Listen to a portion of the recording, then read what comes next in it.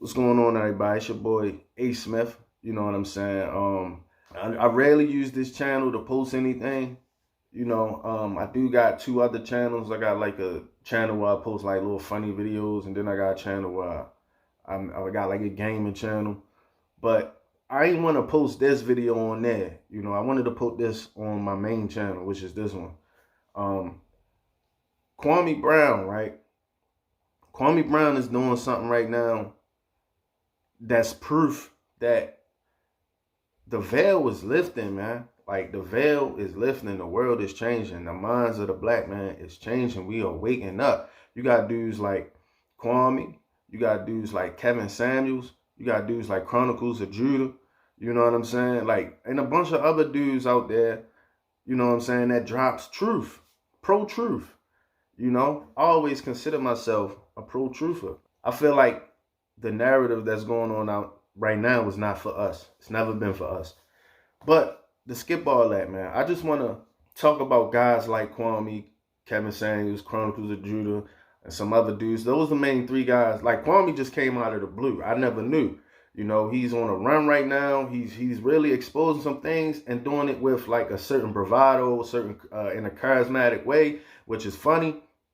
But one thing I feel like is important is that we don't get lost in the sauce and forget what the main message and what this man talked about. Now, when Kwame came out the first time, when his first video dropped, when he was responding to Matt Barnes and them, and Steven Jackson and Gilbert Arenas, I was like, wow, I was taken aback at the guy's perception. I would have had no idea that he had that kind of mindset, So it was refreshing to hear. So the first thing I do is go to a YouTube channel. I got the link and it sent me to his YouTube channel. And the first thing I see is Kwame Brown been talking about this stuff. He been talking about this. I guess the oldest video I seen was maybe 10 months ago. So he's been on a path towards pro-truth, towards the truth, So I watched a few of his older videos and he was giving it up, man. He was giving it up. He been giving it up. So this ain't nothing new, but you can hear in the way the man speaks and his perception and how he can see through a lot of the BS, that he has a spirit of truth, I subscribed and, he came back and back. He went on a run, just, and he doing it funny. Who knew that Kwame Brown would be this funny? You know what I'm saying? And just this charismatic. But salute to the brother. But the one thing I wanted to do is one thing I heard him say. He posted a video today where, he said it's okay to be a man. It's okay to be a man, Like, that's why I feel like the veil was lifting, man. The world is changing. You can feel it. You can see it. The black men everywhere are starting to wake up. We starting to get tired. So I wanted to be a part of the solution and not the problem. Along with making changes in my life, so to not be a part of the problem, that I had to be a more part of the solution. So I had to really make changes in my life, and I had to spread and talk to other brothers who feel the same. We need to keep this talk going. I feel like we need to keep talking. We need to keep this conversation going. And we need more black men to not be afraid to take back their masculinity and their perception and be authoritative. Not in a way where it's destructive either. In a way where we can help heal, we can protect, and we can enlighten, and we can lead properly. There's a lot of distractions out here. It's a lot of disinformation, and I understand it. I understand how you can be caught up in it because I come from the same places. I come from that same construct. I come from that same design that was designed to program us to feel and think a certain type of way. Same story. Most of us have, grew up in the hood, grew up in the ghetto, Baltimore City. You know what I'm saying? Mother on drugs, father wasn't there. The male figures in my life was males that, they in the streets, so they're not even really positive role models to look at, even though they gave me a little game, but they couldn't really give me nothing substantial because they wasn't doing nothing substantial. I actually sat and thought about it. I thought about what was the first positive black male role model I had in my life. And I couldn't think of one. Maybe my 4th grade teacher, Mr. B. He was the only one that I could think of that was a positive black role model. Like somebody I can look at and somebody that kind of set the tone and gave me an idea what a black man should stand for and be. But outside of that, and in the household, I was raised by my mother. My brother was in and out of jail, uncle's in and out of jail, aunt is in and out of jail. So I was surrounded by, I was in an environment where I wasn't really getting anything substantial. But my mother, I definitely salute her, because she was put in a position where she had to take care of me, do what she had to do. You know what I'm saying? And she did it. She did it to the best of her ability. So I never sit up here and fault my mother for anything. She did what she could do. But a lot of us come up in that construct. A lot of my friends grew up just like me. A lot of them, most of them. Maybe, out of 10 friends that I had in my little circle, maybe 8 of us, maybe 2 of them, 2 of them. One of them had lived at home with both his parents. The other one, we at least knew where his father was at. We at least seen his father. The rest of my friends, we wasn't even really, we knew we had fathers around. We just wasn't around.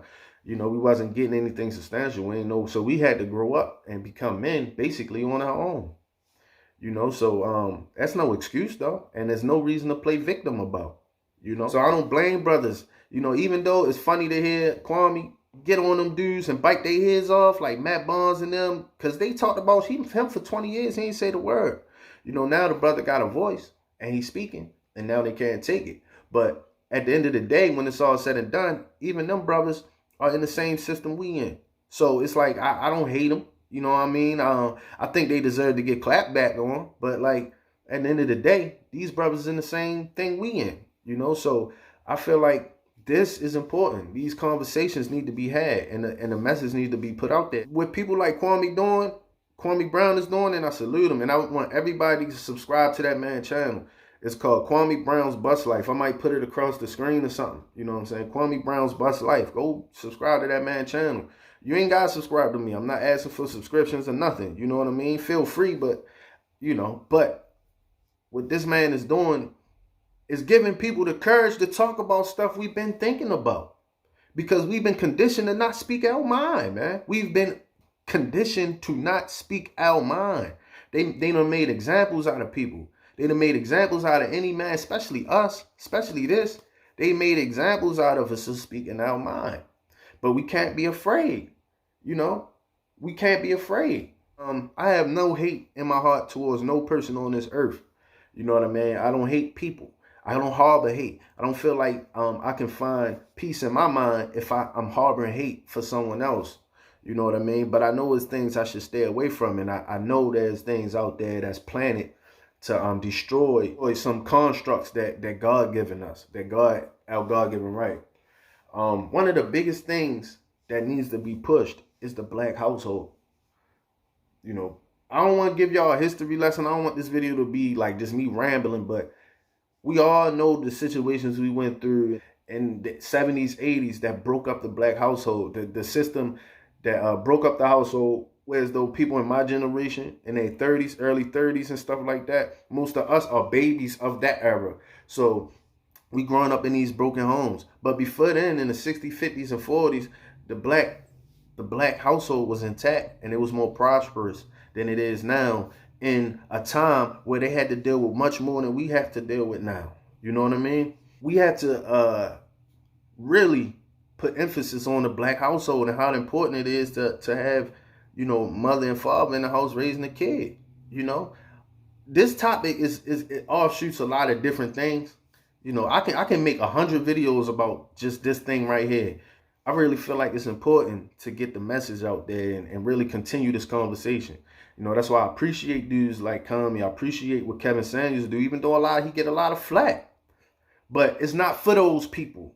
That's how I feel now. I feel like it's not for y'all. You don't have to understand. This is for the people that feel it. This is for the people that understand. This is for the people that get it. It's for y'all. It ain't for the people who don't get it, who want to argue, who want to debate you, who want to disagree. You can disagree. You can debate me. You can do all that. But nothing that I'm saying is negative. Nothing that I'm saying is bringing any violence to anybody. But I do have an opinion and an independent mind. And I do feel like instead of us complaining and crying about a problem, we need to come up with some solutions, man. And the biggest thing that need to be fixed is my community. I'm talking about my black people. Our culture is like destroyed and misled. And it will continue to be until we take a step in the right direction. So I salute brothers. Any brother like that, I salute them. Even like the Black Lives Matter thing. You know what I'm saying? I understand. I get it. Cause like I said, I come from the same conditions. I done seen the same things happening. You know, I'm from Baltimore City. Anybody that know how Baltimore is, you know, you are forced to grow up fast in Baltimore City. You know, 8, 9 years old, have to make grown man decisions that you got worried about stuff that no kid should have to worry about. When I was in like the 5th grade, 5th or 4th grade, every day I come home from school, I used to worry and wonder if my light's gonna be on when I get on. That's something I shouldn't have to worry about, bro. I ain't never had to worry about no meal. My mother made sure I was fed, even if she ain't eat. You know what I'm saying? And I ain't never really had to sleep in those streets. You know, even though we did a lot of moving around. But what I'm saying is you gotta be forced to grow up way faster than you really accustomed to in cities like Baltimore. Gives you a little more understanding, a little more humbleness for most of us. But at the same time, you know, what kind of psychological effect that has on us. But I understand, like, I understand the plight of it. I understand what they're trying to express. You know, we tired of it. We tired of seeing our brothers get killed in the streets by the police. But in no way, shape, or form, like, that's a solution to the problem. You know what I'm saying? As a matter of fact, I feel like that's taking us deeper into a stupor. You know what I mean? Because there's no real goal at the end of it. You know, and that's another way of reacting off of anger, you know, emotion. You know, now granted, like I said, I feel it. I get it. Shit, we got some of the biggest culture vultures in our own community. We got culture vultures in our own community. So I'm saying all that to say I'm not really a pro-blacker, more pro-truth. You know, stories like this happen. I just heard a story where a guy kidnapped a baby and left the baby to die. Some crazy, just sad stories like, where's the outrage? Where's the people, you know, where the community leaders? How come this not getting picked up on media outlets, consistently being played every day? You got family, this mother hurt. This child mother is in pain. You know what I'm saying? Like, where's the people at? Where BLM at? Where the people in the streets at? You know what I'm saying? Like, we have to govern ourselves, man. At some point, you gotta stop playing victim. You gotta stop playing victim. If you was in a bad relationship with a spouse, you had a bad, you know, woman or a bad dude, you know what I'm saying? How many times they gotta fuck you over for you to realize, like, damn, I can't even blame them no more. I'm falling right into it. And that's what this wake up is about. You know what I'm saying? This is about waking up, taking back our culture. You know, the men being strong. Kwame said it. You know, and it's right. Ain't nothing wrong with being a man. Ain't nothing wrong with understanding like a man. Ain't nothing wrong, like, you know, why your niggas always want to go around shooting and killing. This is like, I got a little daughter, my daughter 12 years old, right? I had a whole conversation with her, you know, taking her to school. You know, she going to school, her shirt, like, my shirt is a little wrinkled, but I don't care, bro. I honestly don't care. You dudes get on here and talk about my wrinkled shirt, it's all good. I ain't tripping. But my daughter going to school, right? And her shirt was a little wrinkled. I'm like, kid, we can't go to school in that shirt. It's like, why? I'm like, cuz your appearance is everything. You know, your appearance is everything. And she's like, well, Dad, what you mean? I'm like, you don't only represent yourself, but you represent your household and you represent a whole race of women, a whole race of black women. And she didn't understand it. But what I said to her was, just imagine if another, you know, a Chinese man coming to this country for the first time and you're the first black person he see. And you look in a certain type of way, your image is looking a certain type of way. He just may assume that every black person is like that. That's why you dudes walking around with your pants hanging off your ass. I don't understand that. Why you dudes pull your pants up, bro? What kind of example is you setting? What kind of images you making for us? You know what I'm saying? And I'm not perfect. I'm not perfect. You feel me? I'm gonna make mistakes. I done made mistakes, and I will continue to make mistakes. You know, that's why we need to hold each other accountable, uplift. I ain't here to beat y'all up, but I'm definitely here to check y'all when something ain't going right. Look on the grind. What do you see on Instagram? What do you see on Facebook? The conversations that's being had, the comments that's being made, the psychoses of us as a people. We destroyed. You know what I'm saying? We are definitely damaged. A lot of us.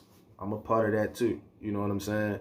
So, but I do feel like the veil is being lifted. The world is changing. People starting to wake up to a lot of the BS, man. A lot of the BS. And I want to be a part of the solution. Like what Kwame Brown did, he's lit a fire in my spirit. He gave me, like him speaking and just hearing that man speak, it made me say, what, you know what, yo? I need to speak and give my piece too and add too, opposed to just sit back and listen. And sometimes that's cool too, sitting back and listen, but this is a conversation that must be had. Even dudes like Kevin Samuels, like I said, a lot of people don't like him, especially black women. But what he's doing is revealing the psychoses, and he's doing it in a patient way, and he's doing it in his own way. But he's revealing the psychoses of a lot of our women. A lot of our women are damaged, you know what I'm saying? And it's up to us as a whole to heal. You know, we gotta heal, you know? It took about 30 years, 30, 40 years to damage our households up. It might take double the time to fix it or double the work to fix it in the same amount of time, but it gotta start somewhere. So I'm all for it, for the strengthening and the upbringing of us black folk, of black men in general. I'm speaking for the black men. Take care of your kids, man. You're part of the solution or you're part of the problem. You either build or destroy. You know what I'm saying? A lot of us spend so much time destroying our communities that we gotta put double that time in to fix it. You know, I didn't destroy my community. I didn't destroy relationships. I done did all types of ill shit, man. Now, I ain't even gonna sit up here in front, but I'm ready to build. I'm in my 30s, bro. I'm getting older. I got a girl, she's 12, that I gotta worry about every day. That I look at the society and shake my head and be like, man, it's crazy out here. And I know we heard that as youngins too. If you're around my age, we heard that. You know, and I'm sure the youngins before that heard it. But that's just to show the progression of destruction, because you know, it's terrible now. Let's get to the bottom of things. Let's continue this conversation. Let's make a space where us black men can speak respectfully, we speak unemotionally, and speak like leaders, man. Like leaders. Like leaders. I'm in a house full of women. I'm the only man in here. What they see me as, it means everything. Especially to my little girl. Because I'm the first image of a man she want to see in her life. So I got to set the tone for her. You know? Not saying I'm perfect. Shit, I ain't the perfect parent. Make mistakes every day. Wasn't no book written on it. And let's see how we can help our community. Our community damaged, brothers. So guys like Kwame Brown, I salute. Once again, follow his channel. Kwame Brown's Bus Life. I'm going to put the little subscription, the link at the bottom. Y'all subscribe to that man's channel because he been talking like this. The propaganda and the destruction of the black man, like that a lot of our people play a part in, the roles these people is playing, the things that need to be exposed and the people that need to be held accountable. That don't mean attack nobody. That don't mean hate nobody. You can't move with hate in your heart. You know what I'm saying? Can't move like that. You can't really have peace with this hate, you know? So that don't mean be all kumbaya-ish neither, you know what I'm saying? But all in all, man, have a blessed day. You know what I'm saying? Everybody, Sunday, have a blessed day. And I'll holler at y'all when I holler at y'all. Peace.